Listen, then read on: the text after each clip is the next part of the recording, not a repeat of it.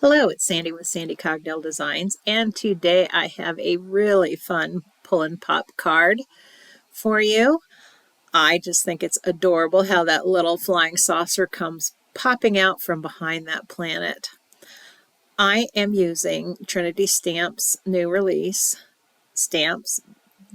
One of them is Your Stellar and the other one is Astronomical Gnomes. I've also used the new Crater Layers stencil along with the coordinating die. That has turned into my new favorite stencil right now. Anyway, go ahead and hit subscribe if you'd like to be notified of future videos. You can follow me on Instagram at Sandy Cogdell Designs and on my blog, www.sandycogdelldesigns.com. Let's get started. The first thing I need to do for this card is to create a planet. I need a planet so my little flying saucer can hide and peek out from it. I'm going to start by using a piece of white colored cardstock, and I'm just going to ink blend some picked raspberry Distress Oxide ink over the center of that card.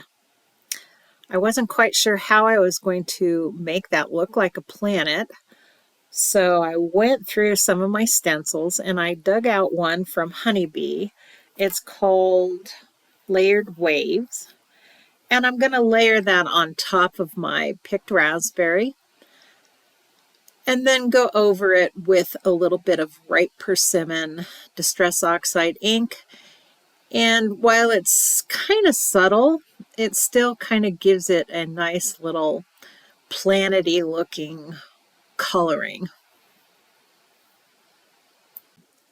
Once that ink is dry, I'm going to use the Clean Cut Layers Circles Stack Set A from Trinity Stamps to cut out my planet. I'm going to run that through my die cutter, and then I'm going to move on to creating my moon.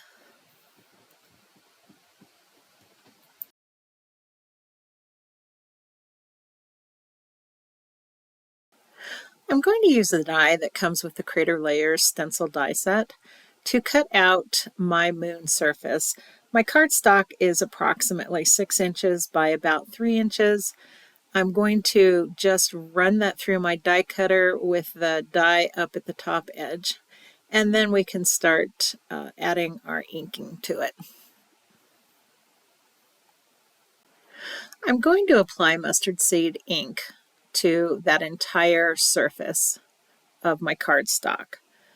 I'm not going to worry about making sure that I have a solid yellow color. I want some variations in the ink. That way it gives that piece of cardstock just a little bit more definition, a little bit more interest.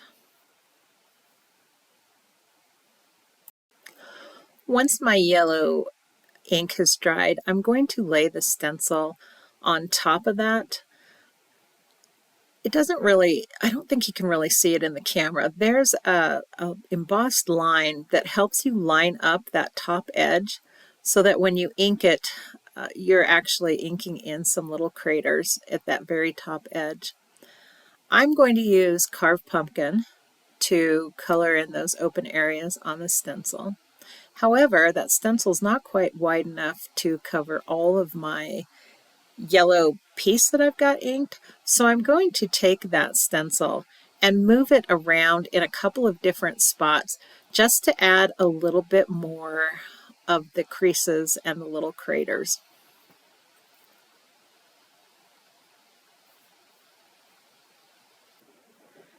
Now I'm going to start working on my nighttime or outer space sky.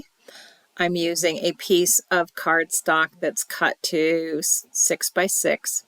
I'm going to start with, let's see, what color am I starting with? I'm going to start with Broken China, ink that in, and then I'm going to follow that up with a little bit of Prize Ribbon. And then I'm going to finish out with Chipped Sapphire. And as you see, I just go back and forth with the different colors so that I can get a nice blend across all of the colors. I don't want any harsh lines. I don't want any bristle marks from my brush. I just want a nice smooth transition through the colors. To add a little bit of extra definition and interest to my sky, I'm going to lightly mist it with some water and kind of dab that off with some paper towels. And then I will bring it over to my spatter box, water down some white acrylic paint, and kind of speckle that whole surface. Once it is thoroughly dry, I am going to cut this piece of paper to 4 1/4 by 5 1/2. And then we're going to start building our little pull and pop mechanism. The first thing I need to do is to cut the little holes that my 2 little arms are going to fit into. So I'm going to line up the piece from Lawn Fawn's Pull and Pop die set. I'm going to line that up with the outer piece on the right hand side, lined up with the outside edge of my cardstock. And I'm going to tape that down with some low tack adhesive tape and run that through my die cut machine.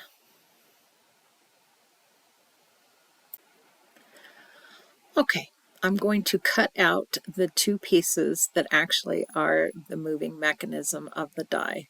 So I've cut the white arm out of white cardstock, and then the arm that has the kind of curve on the right hand side with the 2 holes, I will cut that out of acetate. If I'm holding the acetate piece with the rounded side to the right, I'm going to use a small brad to attach the white cardstock arm in that very first hole. Then I'm going to take another small brad and I'm going to place it into one of the holes that's on that cardstock background. Initially, I put it in the second hole from the right, but as I was playing around with the mechanism, once I had everything built, I decided that it actually felt like it worked better in that third hole from the right, which would be the second hole from the left. I'll put that all together and make sure that it's moving smoothly.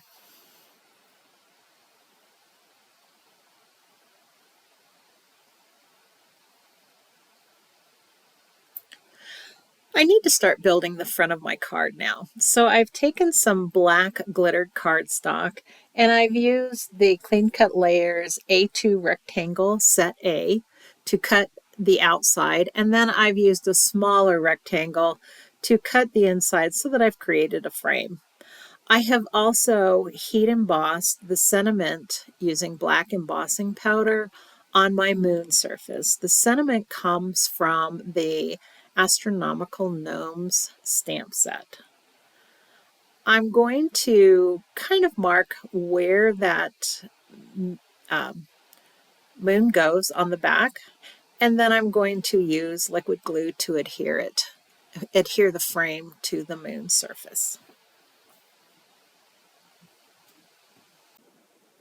Now I'm going to mark on the back where I want my planet to come in my scene.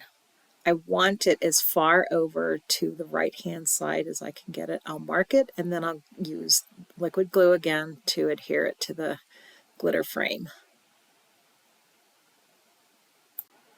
I need to determine where I need to place my little flying saucer on the acetate arm.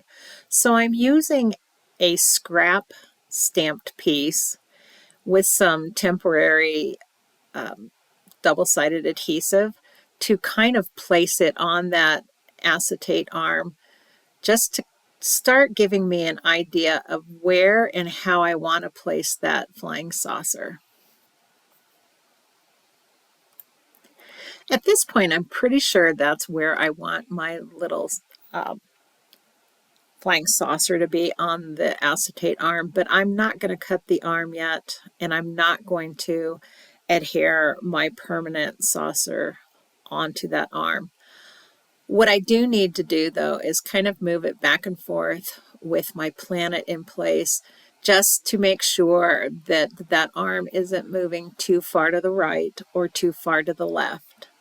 In order to stop it from going too far in either direction, I'm going to use a thin foam dot to stop that arm from moving any farther. I'm going to need to cut a notch on the front part of my card so that the recipient knows that there's something going on with that card, something exciting.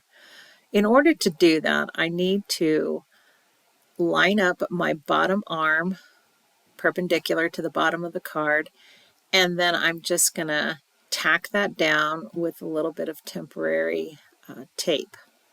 Then I'm going to place the piece, the die piece that comes with the pull and pop set, on my card so that the bar is just outside the edge of my black glitter frame, and that the notch is going to be cut towards the left part of my card, if that makes any sense. I'm going to tape that down, and then I'm going to run it through my die cut machine.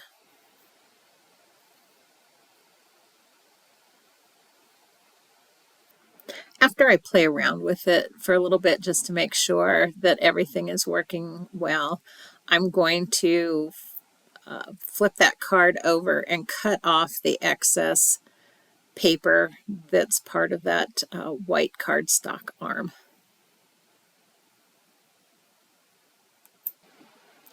Now I need to add some foam tape to lift that front part up just enough so that my mechanism will move freely. So I'm going to take a 1/4 inch foam tape, and I'm going to go around the outside edge of my card, both sides and at the top and the bottom, but I am going to avoid where that notch is cut out.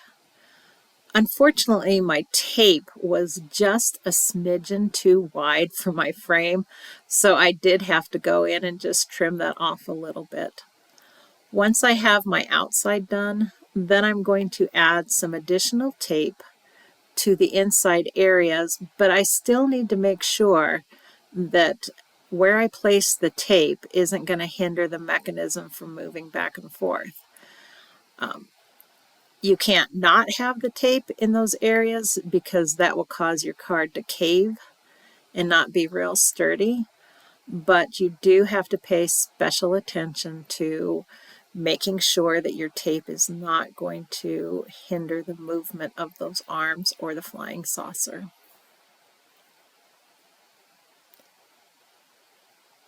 This does take a little bit of time and quite a bit of playing around with the card, but it is so worth it in the end.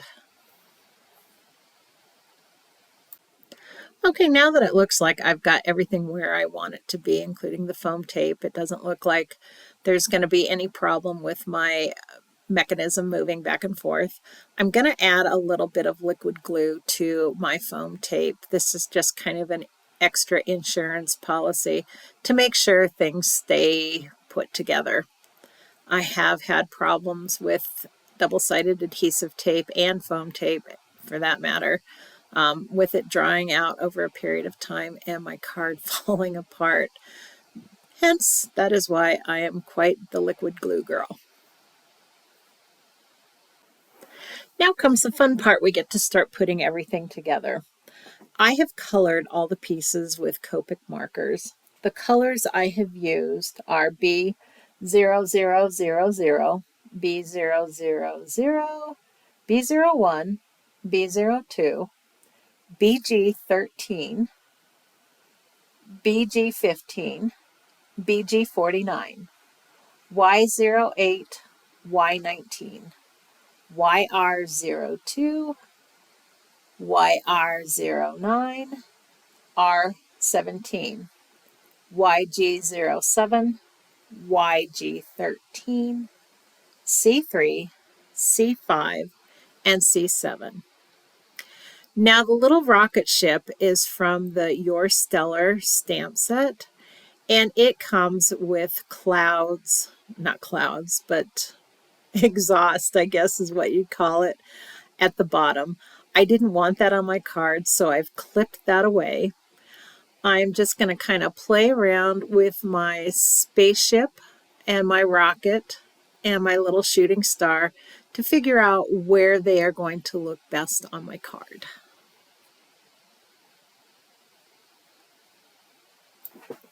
Now I really need to figure out where that spaceship is going to work best. So I'm going to put some temporary adhesive on the back of the actual flying saucer that I'm going to use in the card. I'm going to place that on my little acetate arm. I still haven't cut it, and I'm just going to move it back and forth and kind of figure out how I want that flying saucer to be once it peeks out from the planet. I also want to make sure that it's not going to hit the top of that card as it's moving back and forth. Again, this is one more thing that's kind of that you kind of got to play around with until you get it in just the right place. I'm going to put a little bit of temporary tape behind my acetate arm so that I can get it glued on well with some double-sided tape. And then I'm going to also go back in with some liquid glue and glue that spaceship to the acetate arm. Again, that's just so it doesn't fall off down the road. I want to help the recipient know what to do with this card. So I'm going to use a piece of glitter cardstock that I've cut using the pull and pop die.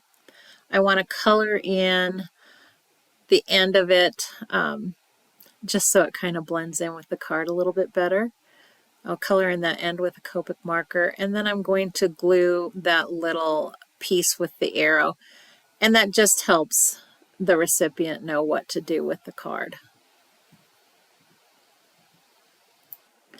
And that pretty much does it for this card. I really like the pull and pop mechanism by Lawn Fawn. I've used it on a number of different cards, but I'm always partial to interactive cards. I think they're just a lot more fun to make and definitely to give.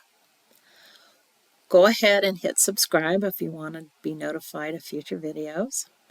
You can follow me at Instagram at Sandy Cogdell Designs or on my blog www.sandycogdelldesigns.com. Thank you so much for stopping by today. I hope you found a little bit of inspiration in this video. Give me a thumbs up if you like it. And I hope you have a fantastic day. Bye-bye.